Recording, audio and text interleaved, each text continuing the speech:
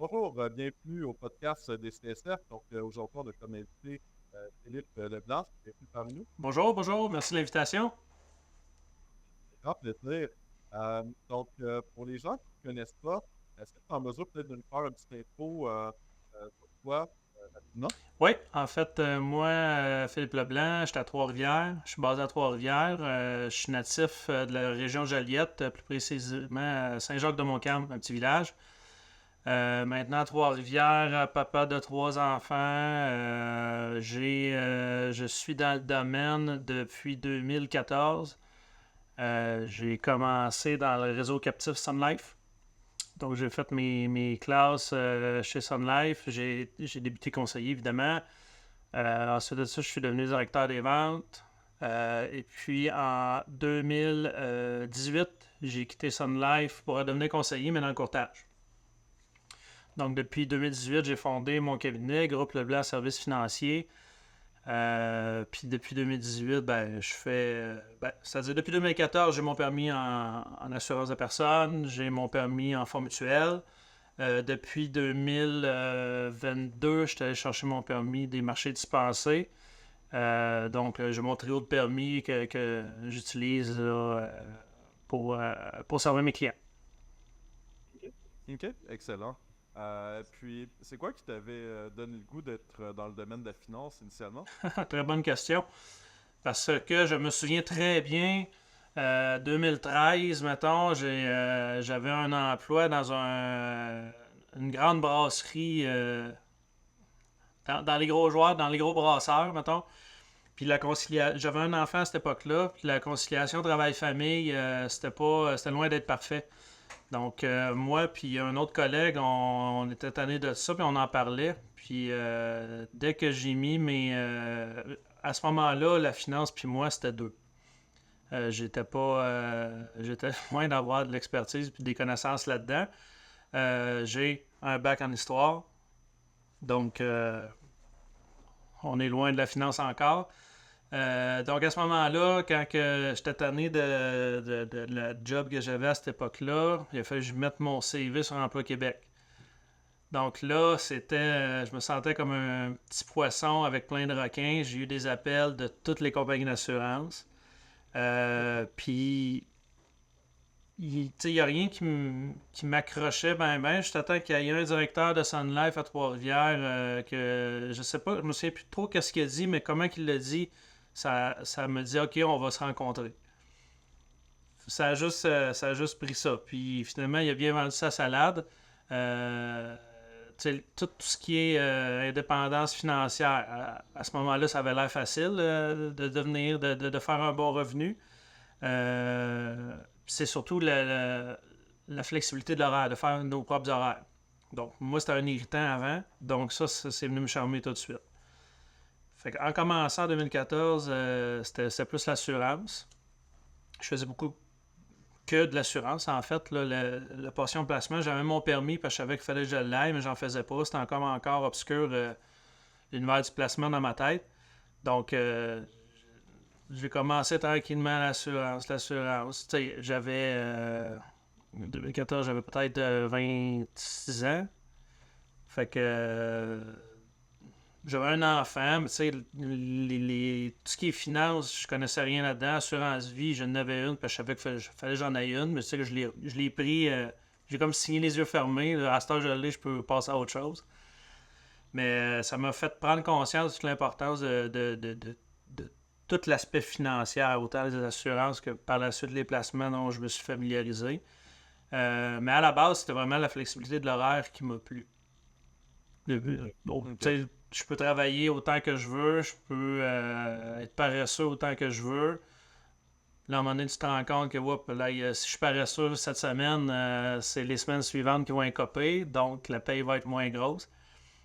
Fait que ça, c'est l'apprentissage avec les années qui a amené ça, mais c'était vraiment la flexibilité de l'horaire au début qui m'a plu. Puis, comment t'as trouvé ta première année? C'est souvent comme l'année qui est la plus, la plus fatidique. Comment que ça s'est passé de ton côté, ta première année? C'était quand même plein d'émotions en même temps. Là. Autant quand, tu sais, au début, c'est pas des. tout cas, je vais parler pour moi, là, ma première année, j'ai pas eu des gros coups de circuit, là. C'était des petits coups sûrs tout le temps, là, des petites assurances hypothécaires, des petites temporaires. Fait que, tu sais, toujours capable de faire un minimum de revenus pour être capable de payer les billes. Puis j'avais un enfant. Dans toute l'histoire, je suis très chanceux d'avoir une conjointe qui avait un bon revenu, qui était compréhensive de ça, là. Mais tu sais, la première année, j'ai trouvé ça quand même difficile, là. Tu sais, quand on commence, il faut qu'on aille voir notre monde, notre réseau proche. Il y en a qui le prennent mal, il y en a qui le prennent moins bien, mais tu sais, la majorité, ils savent. Phil, la semaine passée, tu travaillais dans la bière, là. Pourquoi, pourquoi là, pourquoi là, je te ferais confiance pour mes finances, tu sais? Fait que ça a été quand même ardu. Ça a été plus ardu que je pensais.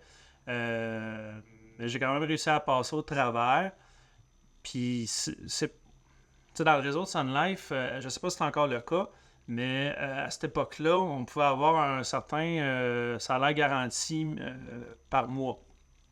Donc ça a vraiment aidé. Mais après un an ou deux, ce salaire garanti-là, t'en as plus, il faut que tu voles de tes propres ailes. Puis c'est à ce moment-là que j'ai trouvé ça difficile. Là, c'est vrai, il y a juste moi, j'ai plus de backup.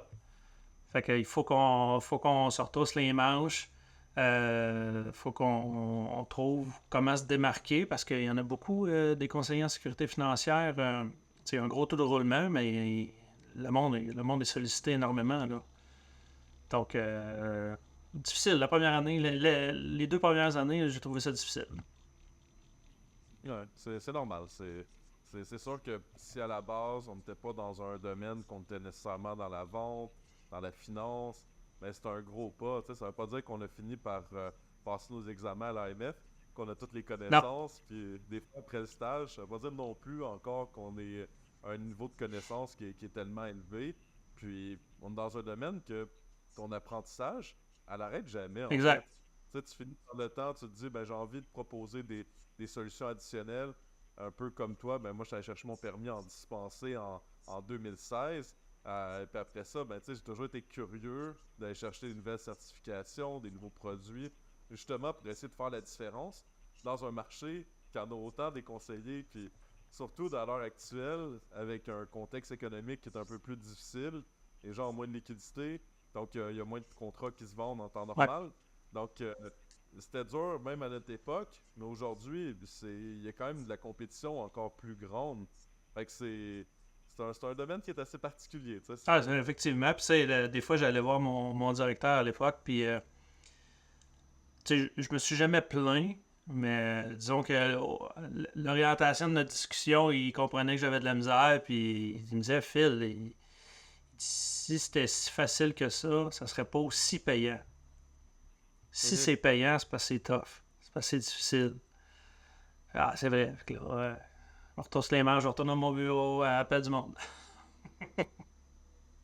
Ouais, mais c'est surtout le rôle d'un directeur, d'un nouveau conseiller dans la carrière, c'est beaucoup psychologique. Absolument. Donc, c'est vraiment d'essayer des gens d'avoir d'avoir le mindset. Puis, je pense qu'il y a beaucoup de gens qui disent qu'ils veulent réussir, mais qui sont pas prêts à faire qu'est-ce qu'on doit faire pour avoir du succès. Exact.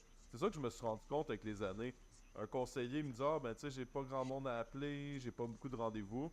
Ok, mais j'ai une liste je vais te fournir une liste telle liste, tu sais, la liste, elle a un potentiel.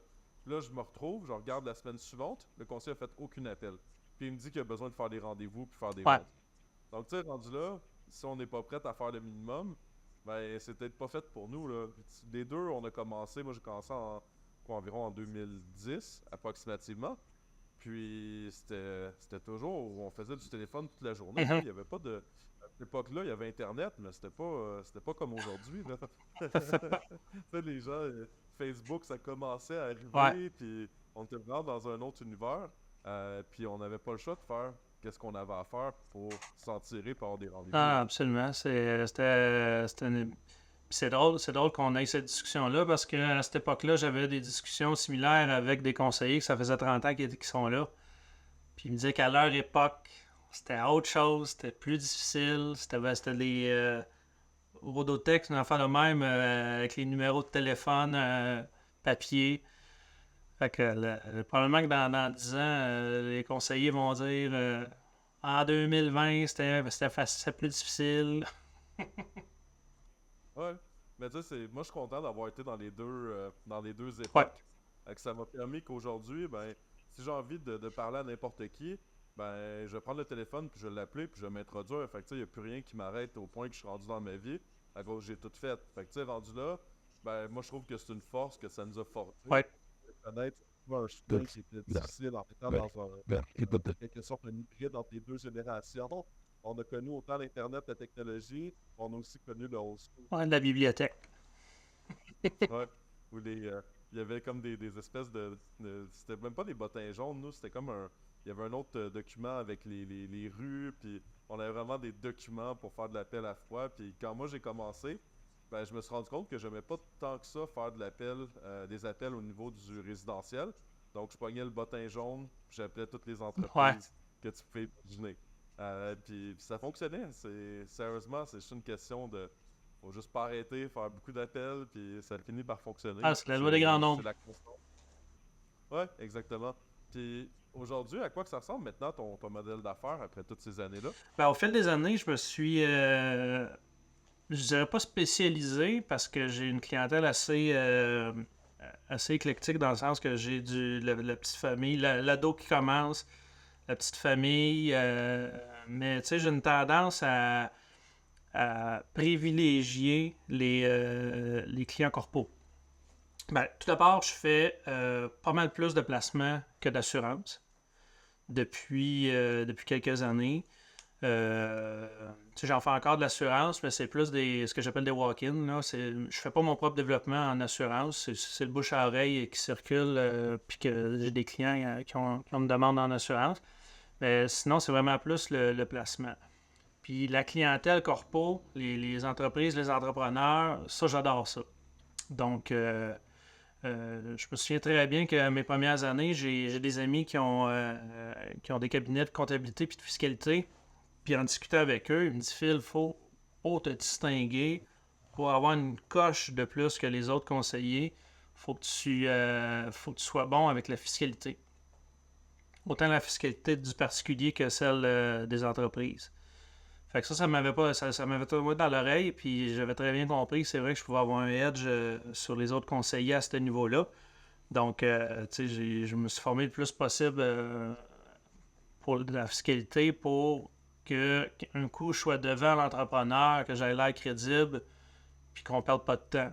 Parce que un entrepreneur, c'est tout le temps ça, il va voir qu'est-ce que tu vaux avant de te faire confiance. Si ce que tu dis, ça a l'air flou, ça a l'air so-so, il ne perdra pas de temps avec toi, puis il va passer au prochain appel. Fait que, il faut que j'aie l'air solide à la première discussion avec lui. Puis c'est un marché que, au début, je l'étais pas solide, là, mais à force de me planter, puis de me relever, puis de recommencer, que là, ça s'est peaufiné, puis là, je me considère compétent là, en fiscalité d'entreprise. Ouais, on a eu un parcours qui est pas mal similaire. On a fini par s'intéresser à pas mal au même type de marché, des clients entrepreneurs. Puis je suis 100% d'accord avec toi. C'est moi le point qui m'a permis de me rendre où je me suis rendu, puis c'est vraiment la fiscalité. Donc ça a toujours été quelque chose qui m'a vraiment beaucoup intéressé. J'ai été propriétaire d'un bureau comptable, fiscal. Primordial dans l'éducation des conseillers qui devaient s'occuper de l'effet corporatif. L'entreprise finit de toutes les formations, on fait des formations presque à chaque matin, puis un gros pourcentage, mais c'est justement des gens développés de langage, on prend des différentes structures, non, décider pour justement s'assurer que le client ne fait pas à risque dans toutes sortes d'éventualités. Donc, tu sais, notre rôle, c'est vraiment d'être un bon généraliste, comprendre la situation du Ouais. client, la gestion du risque. Après ça, on peut être en mesure de proposer des solutions qui peuvent l'aider à part faire un niveau. En étant entrepreneur, on n'a pas vraiment de projet social ou pas une période de padlock. On peut, premièrement, tout perdre ce qu'on a accumulé. Après ça, c'est dur de recommencer une entreprise dans une motivation après un arrêt pendant un certain nombre d'années. Donc, notre rôle est plus important. Ah, absolument. Puis, tu sais, quand tu parles de développement d'affaires ou modèle d'affaires, tu sais, là, en étant compétent, on n'est pas fiscaliste. Ben, je ne suis pas fiscaliste, mais j'ai des compétences en fiscalité à ce niveau-là. Puis en étant compétent en fiscalité, quand souvent les clients corporaux, quand tu les rencontres, il y a toujours le comptable ou le fiscaliste qui est pas loin. Puis un client écoute beaucoup son comptable. Fait que dans les rencontres, que ce soit à trois avec le comptable ou seulement avec le comptable, parce que ça arrive aussi, si le comptable ou le fiscaliste voit que tu es bon, puis que tu as l'air professionnel, puis que tu maîtrises au moins un minimum le champ de la fiscalité, ben, il va avoir confiance en toi. Fait qu'il va parler en bien de toi au client.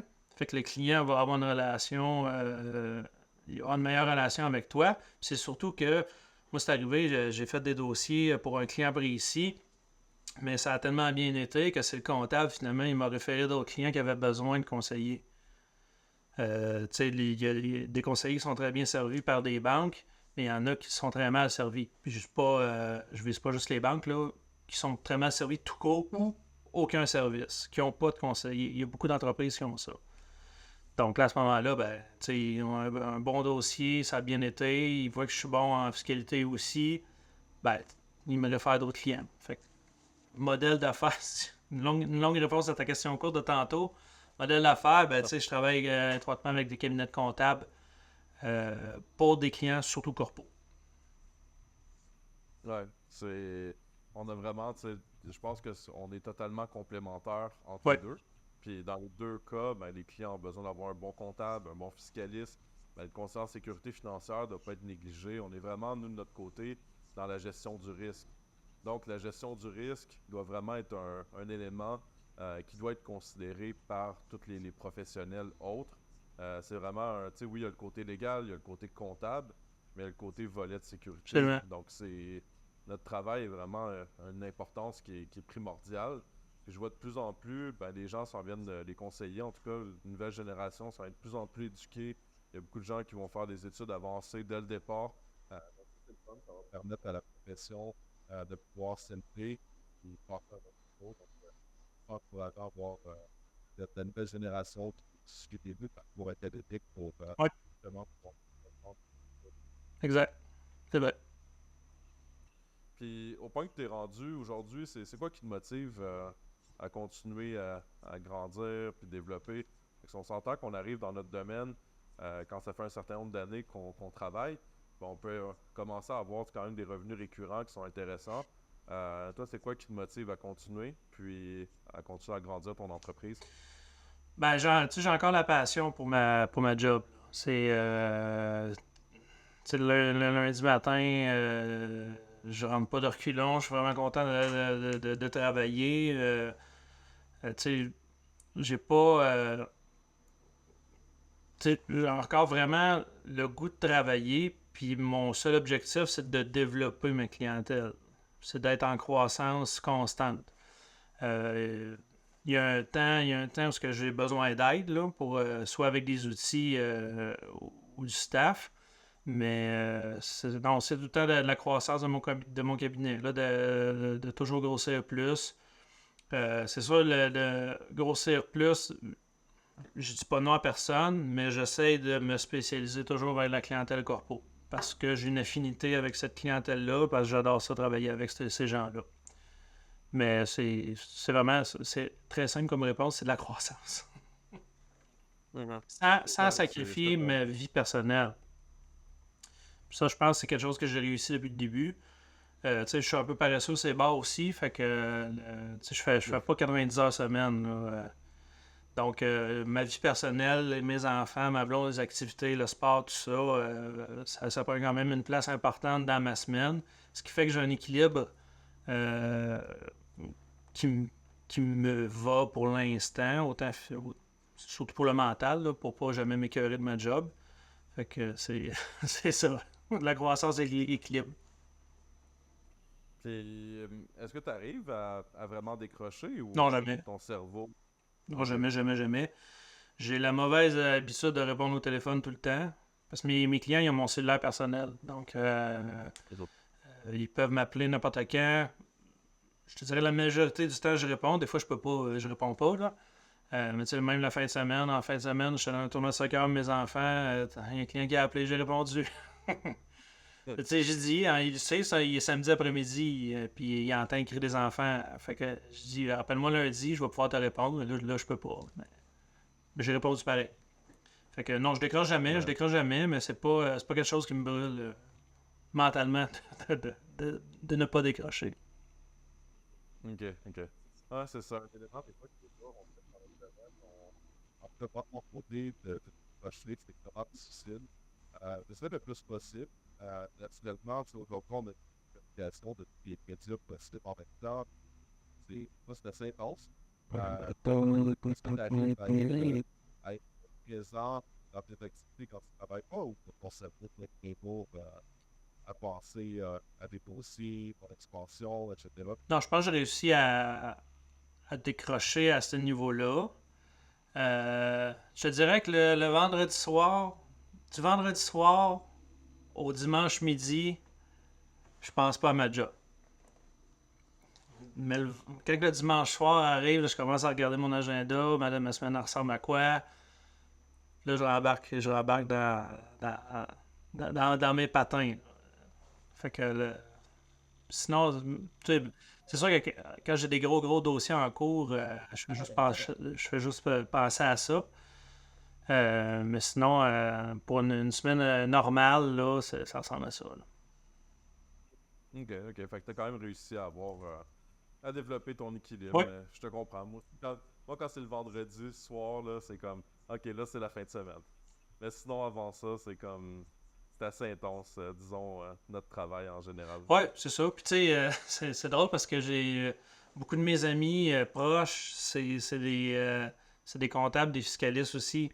Fait que souvent, quand on se fait des soupers ou des soirées d'amis, ça revient sur ce sujet assez vite. Des fois, on a des dossiers en commun. Puis ça, que ça en passe, on en parle.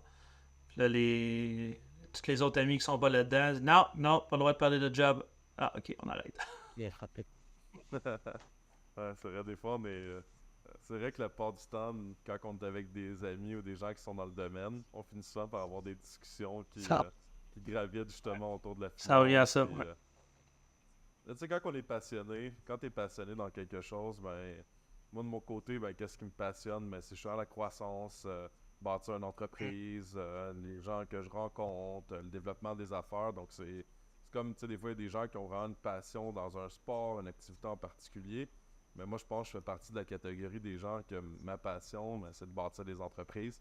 Donc, je pense dans le domaine financier, ben, c'est beaucoup prenant, puis c'est difficile des fois de faire Ben, j'imagine dans n'importe quel domaine d'être entrepreneur, en fait, là, c'est ta business, tu sais, quand tu y tiens, puis tu vas avoir de la croissance, ben, j'imagine que tout le monde arrête pas d'y penser, c'est normal. Ah, puis c'est ça. Ben, en fait, moi, ton point est bon. Dès que tu es passionné, tu penses tout le temps à ça. Fait que peu importe le domaine, je pense, même si c'est pas professionnel, si c'est pas rémunéré, quand tu es passionné de quelque chose, tu y penses. Ouais, exactement. Puis, de ton côté, ce serait quoi, mettons qu'on voudrait donner ton meilleur conseil à un conseiller, ce serait quoi, selon toi? Ça serait de jamais rien prendre pour acquis, dans le sens ne pas penser que tu connais tout. Continue de te former, de t'éduquer, d'être curieux. Moi, ça m'a déjà joué des tours en pensant que je savais tout. C'est là que tu peux te planter et te faire mal. Là. Quand tu arrives devant quelqu'un, puis finalement, tu bégayes parce que tu sais pas de quoi tu parles, c'est gênant ta barouette. Fait que c'est de continuer. Moi, j'ai tout le temps le minding d'être en perpétuel apprentissage. Des fois, je vais à des formations que je connais très bien le sujet, juste d'un coup que j'apprenne quelque chose de nouveau sur ce sujet-là. Tu sais, je pense le maîtriser, mais d'un coup que. Puis, règle générale, je suis tout le temps surpris d'apprendre un petit truc nouveau. Des fois, c'est pas grand-chose, mais des fois, c'est juste un petit truc nouveau. Tu sais, j'ai mes permis depuis 2014, puis en 2022, j'étais allé chercher un nouveau permis. Ben, c'est pour offrir encore plus à mes clients. Pour l'aspect de la fiscalité, pour le marché dispensé pour les actions accréditées.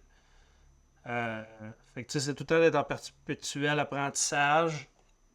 Puis on a un domaine qui évolue chaque année.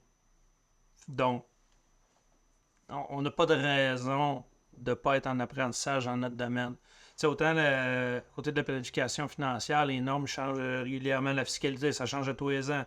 Tout ce qui est produit d'assurance, les compagnies, ils se forcent pour se renouveler. Fait qu'il faut apprendre les nouveaux produits. Les stratégies en assurance, ça évolue aussi en fonction des fiscalités. En placement, même affaire. Il y a des produits qui sortent. Donc, c'est d'être perpétuel apprentissage tout le temps pour être up-to-date pour les clients. Puis encore là, c'est l'idée d'avoir une longueur d'avance sur les conseillers qui, eux, ne sont pas en apprentissage. Donc, c'est un bon conseil. Puis, ça serait quoi peut-être les pièges à éviter? Fait que naturellement, comme tout le monde, tu dois avoir fait des erreurs ou avoir eu certaines problématiques dans ta carrière. Ça serait quoi les pièges peut-être ou les points à faire attention plutôt? Les points à faire attention, surtout en début de carrière, c'est de penser à sa poche. Je me souviens très bien, j'ai vendu un contrat d'assurance une fois, je pense en première année. Puis j'ai pensé à ma poche, au détriment de l'avantage du client. Je suis retourné chez nous, j'ai pas dormi de la nuit.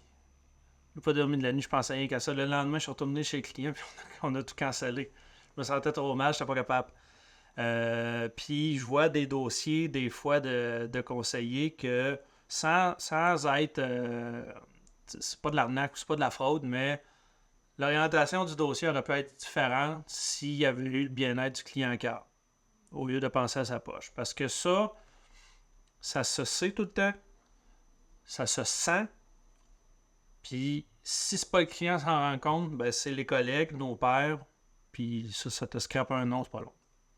Fait que d'avoir tout le temps le bien-être du client en tête en priorité et non ta poche. Ça, c'est une des erreurs.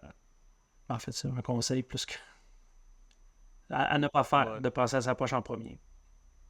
Ouais, des fois, tu vois vraiment des gens qui vont, par exemple, faire une stratégie, mais finalement, ils auraient peut-être dû utiliser un autre véhicule en priorité qui est beaucoup plus flexible. J'imagine que tu faisais allusion au même genre d'exemple. Des fois, il y a des gens qui vont tout mettre à 100% leur stratégie d'épargne dans une stratégie qui n'est pas 100% flexible, alors que les gens auraient pu diversifier leur portefeuille dans d'autres types de véhicules. Donc, naturellement, on voit toutes sortes de situations. Puis, oui, je suis d'accord avec toi à 100%. Toujours penser à l'intérêt des clients avant la nôtre. Puis, si on travaille dans une mission qui est noble puis honnête, on va toujours finir par gagner. C'est là qu'on fait la différence. C'est là qu'on reçoit des références aussi des gens autour de cette personne-là. Donc, c'est 100% dans cette vision-là. De mon côté, j'essaie toujours de donner mon maximum, de donner mon service, présent. Et après ça, peu importe qu'est-ce qu'on fait, à l'époque, on peignait, toujours mes permis, dans la vente aujourd'hui. Faisons couramment des références, ça se fait encore aujourd'hui. Aujourd'hui, c'est gens de mon équipe qui travaillent les dossiers. Bien tout ça pour dire qu'un bon nom, il peut suivre pendant des années et des années, pour recevoir des références en continu. Aujourd'hui, c'est le même principe. On rend nos conseillers heureux, ça fait des références. On passe n'importe quoi, c'est le même concept qui s'applique. Oui, absolument. Puis, c'est long à bâtir une réputation. C'est tellement vite perdu qu'il faut faire attention à ça. Puis, j'avais une autre idée en tête, mais je l'ai perdue. Fait que ça me revient, je te le redirai. Puis, de ton côté, à quoi que ça ressemble dans ton day-to-day, une journée moyenne? Une journée moyenne, je suis beaucoup dans la mise à jour de dossiers pour des clients en placement. J'en ai quand même plusieurs, j'ai beaucoup de clients. Il faut mettre nos dossiers minimum 3 ans à jour. Donc là, cet été, je suis là-dedans. J'ai des appels téléphoniques, booker des rendez-vous avec des clients pour mettre leur dossier à jour. Des fois, faire des petites modifications dans les portefeuilles. Puis ensuite de ça, il y a toujours des des demandes en assurance qui arrivent. Je fais pas de développement là-dedans, mais j'ai des demandes quand même. Fait que c'est pas mal ça. Je te dirais, j'ai peut-être 75-80% c'est du placement. Puis le reste, c'est de l'assurance. Puis là, l'automne, c'est tout le temps ma période d'action accréditive. Donc là, j'ai quelques clients ciblés qui ont des demandes en action accréditive pour venir sauver de l'impôt. Moi, je fais ça l'automne. Parce que c'est le fun. Ils investissent l'automne, puis quelques mois après, en avril, ils ont leur retour d'impôt. Fait qu'ils sont bien contents. Ouais, une stratégie, c'est d'ailleurs comme ça qu'on s'est Oui, connus initialement. oui. Donc, c'est cool, c'est un petit monde. Puis là-dedans, on sait jamais qu'est-ce qui peut arriver par la suite. Puis c'est rare que les gens sont. Moi, j'essaie beaucoup dans mon entreprise de faire beaucoup d'éducation sur ces genres de stratégies-là. Puis c'est surprenant de voir comme peu de gens qui s'intéressent à des stratégies qui peuvent avoir un impact aussi considérable pour les clients que les actions accréditives. C'est sûr que dans beaucoup d'endroits, il y a beaucoup de courtiers au Québec qui n'ont pas la certification en marché Non, dispensé. sont Donc, c'est sûr qu'en partant, ben, si les courtiers n'ont pas la certification, ils vont en faire moins la promotion. Et ben, Donc, mais encore là, j'étais toujours drôlement surpris de savoir le nombre de gens qui sont au courant. C'est vraiment pas beaucoup de personnes. non, Mais moi, dans mon building, tu sais, probablement c'est ton cas aussi. Quand j'en parle à des clients, puis que c'est la première fois qu'ils entendent ça, ils ont tout le temps un air méfiant. Coudonc, c'est une arnaque, ça. C'est comme trop beau pour être vrai. Tu sais, je me non, c'est parce que ça fait quasiment 40 ans que ça existe, puis on n'entend pas ouais, parler. c'est juste que C'est pas connu. on dirait que c'est comme un produit qui est un peu gardé dans le secret des Ouais, dieux, là. Fait que c'est. Mais c'est fun. À partir du moment que on trouve vraiment peut-être un avantage concurrentiel, un offre de service qui est différente des autres, mais ça peut nous permettre de nous démarquer. Puis, Pas mal la façon que tu peux procéder, puis là, c'est pas d'autre façon que tu peux procéder, ouais, être différent des autres. ouais, exact. puis c'est quoi tes objectifs pour les prochaines années? Prochaines années, c'est le développement. Beaucoup de. C'est le développement. Que ce soit, ça va être du développement naturel, développement peut-être par acquisition. Tu sais, j'en ai fait une dans la dernière année qui a beaucoup de montants. Mais tu sais, je sens que là, ça se place puis ça se passe super bien. Fait que ça me donne le goût. C'était ma première. Donc, ça me donne le goût d'en faire d'autres. Tu sais, là, plus je grossis, plus j'ai besoin d'aide. Là, actuellement, je retarde l'embauche pour mettre en place des outils avec intelligence artificielle pour m'aider. Donc, tu sais, ça occupe beaucoup de mon temps dans les dernières semaines. Mais inévitablement, je vais avoir besoin de bras. Donc, c'est ça, je le vois. Je le repousse, là, parce qu'on dirait que la gestion de personnel, c'est quelque chose qui me fait peur. Mais tu sais, je le sens qu'un jour ou l'autre, ça va être inévitable. Là, pour l'instant, les outils que j'ai m'aident au point où j'ai pas besoin d'engager, là, mais ça s'en vient. Fait que tu sais, c'est pas mal ça. Côté permis, je pense que je suis équipé avec les trois que j'ai, sauf si j'en apprends des nouveaux. Fait que ça va être, tu sais, mon dernier marché dispensé, j'utilise seulement les actions accréditives pour l'instant.